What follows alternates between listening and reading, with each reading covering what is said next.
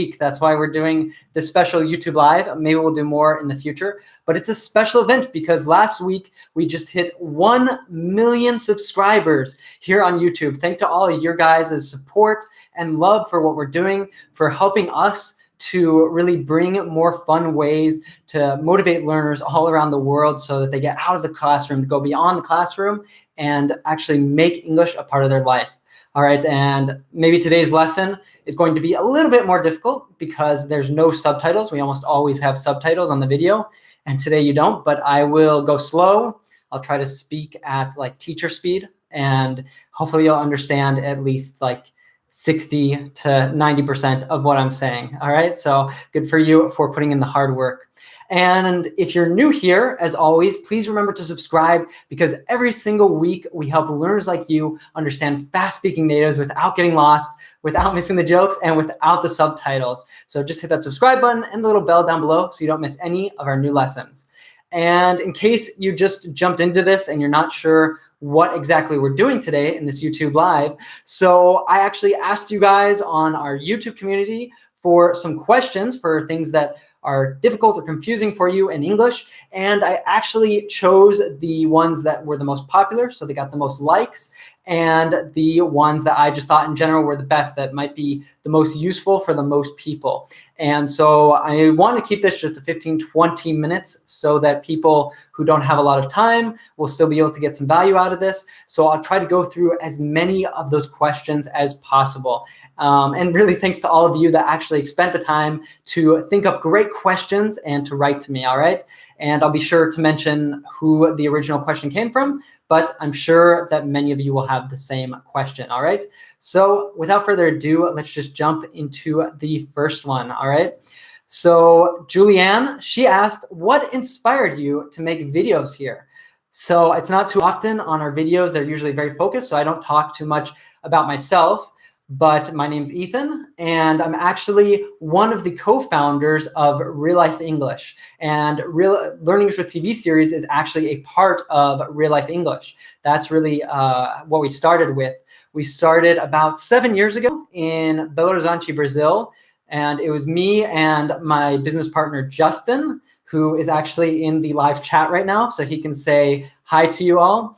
And we're both from the United States, but we were teaching English in Brazil, and we met there. And actually, Justin, with some other Americans and Australians that were living there in Belo Horizonte, Brazil, was organizing some English events. And I started going to them, and I just saw, wow, this is such like a great way to help people to learn English, because we would get together in a fun space and do some different activities. And Brazilians, whose first language was Portuguese, would actually get to speak in English during these events, and it was in a fun setting. So we saw that like people would really change what they thought about the language because they were actually putting it to use. And maybe you've had some sort of experience like this where you've gotten to go somewhere and maybe speak with other people who are learning English or speak with natives, and you're just like, wow, this is actually like a tool for communication.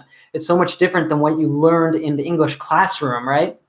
So basically from that, we started the company Real Life English, and we started just doing a blog and kind of giving advice to learners there in Brazil. And it started just growing all over the world with the community. And a few years later, we actually started experimenting with teaching with the TV series Friends. We were already doing this in our classes, and we saw that learners could get a lot of value out of it because they saw that it wasn't just grammar rules, it wasn't just vocabulary, but this was actually like the living and breathing language that the natives, that people in the United States or in the country that that series comes from, that's what they actually are using. That's the real language. And that really it would help them to learn so much more about the language as it's really spoken. They could remember it better. And so we actually developed a course called Fluent with Friends to teach with this, to actually take the TV series Friends, which we met so many people who had really beautiful fluent English. And we asked them, like, how did you get such good English? And they would say, I really just love the language. I like TV series. I watched all of Friends. And we heard that so many times. They're like, there's something to this. And we actually looked into it, and there was a lot of scientific data showing that Friends is probably the best TV series out there for learning English, just because of the language that's used in it, the situation of friends getting together in New York City. And so we developed this course, and we saw learners from all over the world getting benefit out of it. And basically as an experiment, we decided to take the format that we had for the course and bring it onto YouTube.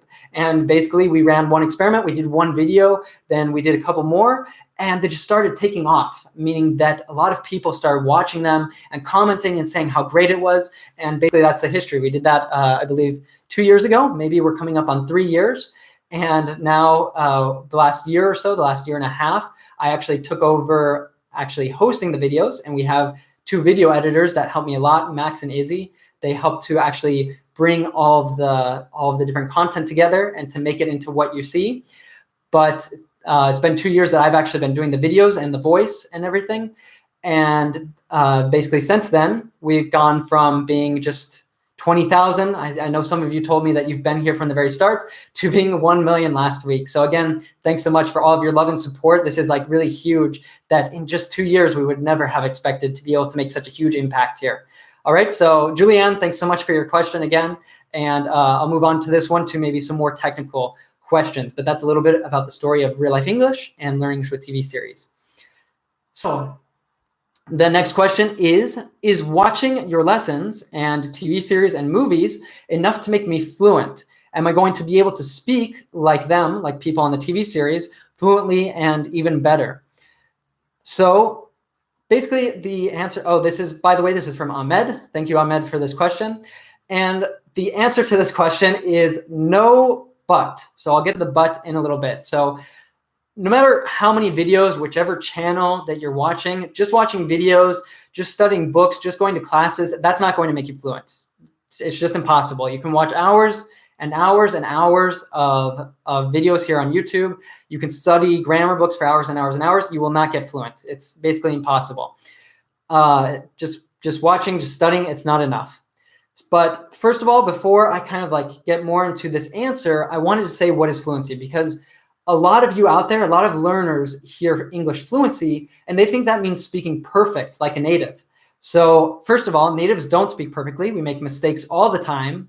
And really being perfect isn't really the goal, because mistakes are just so important. If you want to keep improving, you have to make mistakes and you have to learn from those mistakes, correct those mistakes. And by doing that, that's how you're going to actually advance and get to English fluency. What is fluency actually? So it's not speaking perfectly. Fluency is the confidence aspect of it. So it's when you get to the point where you can have a conversation with someone and you're able to, maybe you don't know every word. Sometimes you're missing a word. Maybe sometimes you make a mistake. Sometimes you don't know the right way to conjugate a verb or to say something grammatically. But you're able to communicate in a very smooth, fluid way. If you don't know how to say something, you can explain it in a different way. And basically, this allows you just to have a conversation for however long. So be that 10 minutes, an hour, 2 hours, you're just being conversationally fluent. And of course, there's different degrees of fluency. And there's someone who can be really, really fluent and they almost sound like a native. And I've met people like this who, even without living in the United States, are able to get a level of fluency where they almost trick me into thinking that they're a native speaker. And it's actually kind of funny because, like I said before, we got the idea for Fluent with Friends because we met so many people like this who just had this beautiful fluency, and they had watched all of the series of Friends, sometimes multiple times. But that's fluency. So you could have a low level of fluency and it would just mean that you can confidently have a conversation. And that should be your initial goal. So can you get this just by watching TV series, just by watching videos on YouTube? Of course not. If you want to be able to speak English fluently, you have to speak, right? You have to practice the language. And this might sound difficult because a lot of people think, oh, I have to speak it, so I have to go to America. That's really expensive. But no, you don't have to necessarily go to America. You can live in a small town where there's no native speakers, and you can be able to start to get practice and start to speak fluently. How do you do this? So the first way, if you don't have anyone around you that you can practice with, I imagine you live in a small village or something like that, speak to yourself. Actually grab a recorder and record yourself speaking and take different questions, different topics, and just start talking about it by yourself. This is really great if you have a commute. So a commute, if you don't know it, is when you have to drive or take the bus or walk to work or to school or whatever. When you go to the grocery store or anything like that, when you're basically by yourself, you can grab your recorder or even just in your head or even just speaking lowly into yourself. Just start speaking about something. Ask yourself a question. Think about something that you read in the newspaper and just comment on it. And although you're not going to get the feedback, you're not having anyone correct you, this still helps you get fluent because you're practicing taking what's in your mind and producing words with it. And a lot of you say like that it's really difficult for you to actually take what's in your head and speak it because it's like you just forget everything. Well, this is a really great way to start thinking in English and to get better at that, to get better at the actual speaking, taking what's in your head and being able to have it come out of your mouth. All right. So that would be the first thing. The second thing is don't just depend on natives. So, it can be really expensive to get a teacher or something like that. I do highly recommend that. If you can afford it, get a teacher because they'll help a lot. A good teacher will make all the difference. But even if you have other people in your English class, if you're younger, or you have other friends that that speak English, or if you're in a bigger city, there's usually like some sort of different language exchange or English speaking events that you can go to. Look for these opportunities. Look for other learners, even if they speak your own language, and be really proactive about being able to get the opportunity to speak with other people. If you do this, then you're going to really see, like if you imagine you can do this every single day or even just a couple times a week, just within a couple weeks or a month, you're going to notice a huge difference in your ability to take your thoughts, to take everything that you've been studying in English and actually be able to communicate with it. All right. So basically, that's the short answer. It wasn't so short, but just by watching TV series, just by watching movies, you cannot get fluent. But when you do this in addition to doing things to practice speaking, it will make a humongous impact on your English fluency. Why is watching TV series so useful, or movies? Because I know a lot of you enjoy watching movies too. I generally recommend TV series over movies because movies are really long. They dedicate a large amount of time to watch. And really TV series, you can, especially something like Friends or any sitcom like Modern Family, like Big Bang Theory, you can watch short chunks of it and that's all right. But with a movie, usually you want to watch it all the way through. It's very long. It's requires more time, which a lot of us don't have. But anyway, watching TV series is really useful because this gets you inside of that kind of native speaking world. So even when if you're speaking always to non-native, you have this input of the TV series where you're getting kind of that flexible everyday language that the natives use. All right, so I'm not going to say anything else about that because I think that could be a video in and of itself, just why is TV series so useful for learning? But that's kind of the short answer of it. And I think this leads greatly into the next question, which was from, actually there were two questions that were very similar. So Lena asked, what would you like to, sorry, let me ask that again. What would you like to recommend movies for learning real life English? So just to rephrase this, what are the best movies for learning real life English? So that was from Lena, and Almadine asked a very similar question. What TV series, except for Friends, probably because we suggest that one all the time, would you recommend for advanced students? All right, so thank you, Lena and Almadine, for those questions. So this is very similar. So what are the best TV series and movies? So first off, before I actually go into any recommendations, I just want to say that the most important thing is actually that you enjoy what you're watching. So in the end, I can say like, oh, these series are really great for learning English. But if you find all those series really boring, then I know it's not going to work for you because you're not going to watch them. You're not going to stick with it. So the first thing that's really important is if you enjoy a series that maybe it's not the best for learning English, but you just love it, you look forward to watching it every day, watch that series, watch that movie. That's the best one. If you don't like series, and I just said, series are better for learning English, don't watch series, watch movies or read or do the thing that you really love doing. Because when it comes down to it, the most important thing is that you have fun with it, that it's something that you look forward to. Because all of us know that experience of like going to a classroom and studying boring grammar and the repetition of it, while that can be useful for some things, it really does not give you the motivation that you need to keep going because learning the language is very difficult. So motivation is key. It's very important. It's crucial. All right. So the first thing that's very important, remember, you better enjoy it. Enjoy whatever you're watching. For learning, yes, some series are better than others. Some movies are better than others. And as I said before, series are probably better than movies for most of us. And for kind of the specifics on our newsletter, I'm not sure how many of you actually get our weekly newsletter, but you can sign up for that on our website at reallifeglobal.com. On our newsletter, we actually, I send it every week. And usually if I'm watching some TV series, I'll recommend it. And I'm watching different TV series all the time. So that could be a great way to get new suggestions if you want my advice on what TV series to watch. And if we have similar taste, that's important too. But basically, I want to give you something more useful than just like specific examples of series.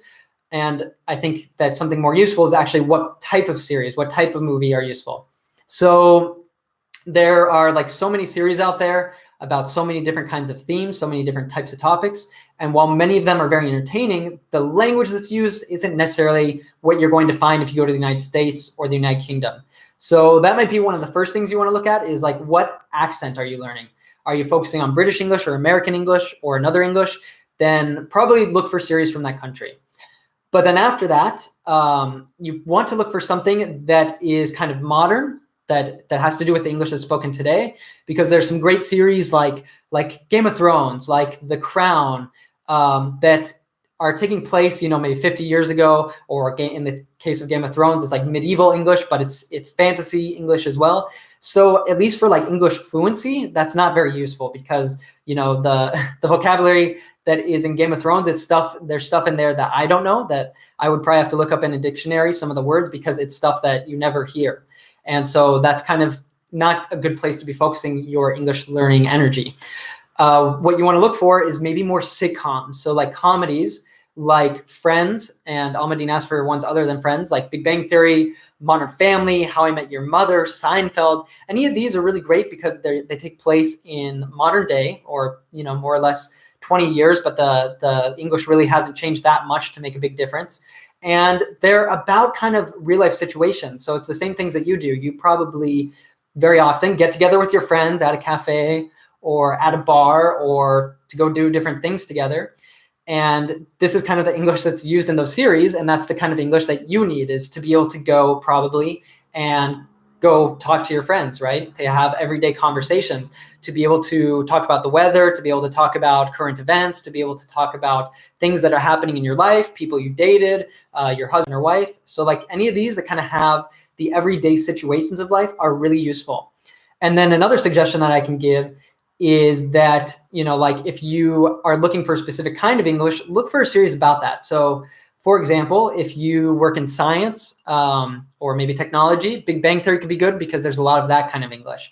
If you're a lawyer, then you could watch a series like Suits or Law and Order that take place in the courtroom that are all about lawyers. If you're a doctor, then you might want to watch like House or Grey's Anatomy that take place in hospitals, and et cetera, et cetera. So kind of look for like, what is the kind of English I need and what series can I find that will contain that kind of English?